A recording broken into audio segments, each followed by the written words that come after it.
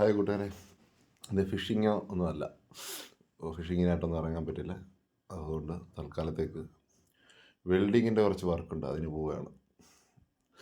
ഇവിടുത്തെ ആ നീല ടാർപ്പയൊക്കെ മാറ്റി അതിൻ്റെ അടിയിൽ ഓടാണ്. ആ ഓടൊക്കെ എടുത്ത് മാറ്റിയിട്ട് നമുക്ക് ഷീറ്റ് അടിക്കണം.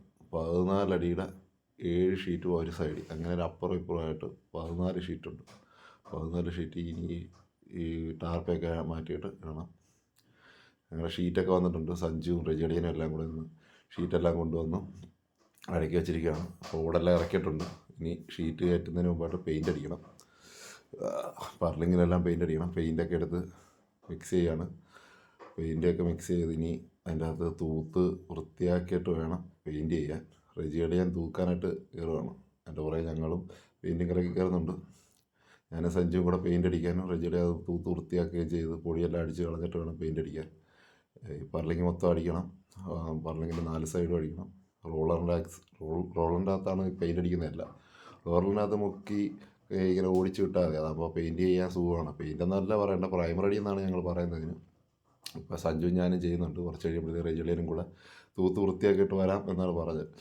അങ്ങനെ ഞങ്ങൾ രണ്ടുപേരും കൂടെ ഇത്രയും ഇനി കവർ ചെയ്ത് വരുമ്പോഴത്തേക്ക് റെജിയടിയെ അത് വൃത്തിയാക്കി എത്തുമ്പോഴത്തേക്ക് ബാക്കിയും കൂടെ കവർ ചെയ്യാൻ പറ്റും. അപ്പോൾ 3 പേരും കൂടെ വിചാരിക്കുവാണെങ്കിൽ വൃത്തിയായിട്ട് അതങ്ങ് കവറായി പോകുമല്ലോ.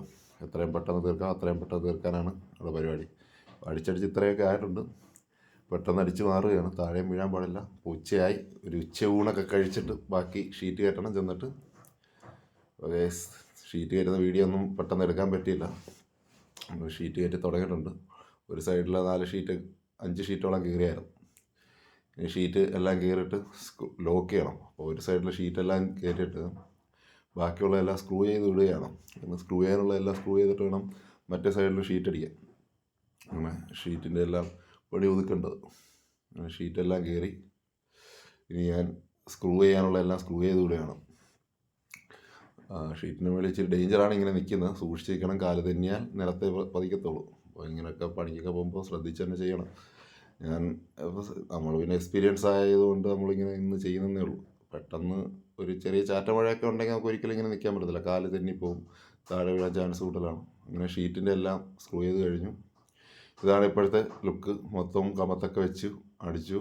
ഷീറ്റ് മൊത്തം കയറി 2 സൈഡിലും 14 അടിയുടെ 7 ഷീറ്റ് വീതമാണ് അപ്പുറം ഇപ്പുറം എല്ലാം കയറിയിരിക്കുന്നത്. അപ്പോൾ ഇനി താഴെ ഇറങ്ങി എല്ലാം ഒതുക്കണം. ഇപ്പോൾ ഇവിടുത്തെ പരിപാടി എന്തായാലും ഒതുങ്ങിയിട്ടുണ്ട്.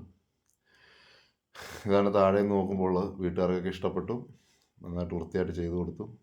ഇനി എല്ലാം ഒതുക്കുകയാണ്. ഇതെല്ലാം ഇനി ചുറ്റി ഒതുക്കി നേരെ വർക്ക്ഷോപ്പിലോട്ട് പോവുക. ഇന്നത്തെ ശമ്പളം മേടിക്കുക, വീട്ടിൽ പോവുക. അങ്ങനെ ഇനി ധൃതിയിലാണ്. ശമ്പളം മേടിക്കുക എന്നുള്ള ചിന്ത മാത്രമേ ഉള്ളൂ. എങ്ങനെയെങ്കിലും ഒതുക്കി പറക്കി കൊണ്ടുപോയി നേരെ പോയി ശമ്പളം മേടിക്കുക, വീട്ടിൽ പോവുക.